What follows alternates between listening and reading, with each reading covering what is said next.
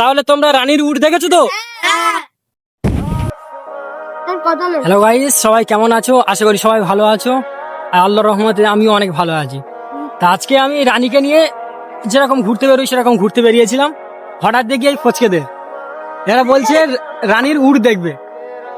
ওদের কাছে একবার নিয়ে জিজ্ঞাসা করি, তোমরা কি দেখার জন্য দাঁড়িয়ে আছো? হ্যাঁ, সবাই কি উট দেখবে? আচ্ছা, এই দেখো, ঠিক আছে, তোমাদের সামনে আমি রানীকে ওড়াবো।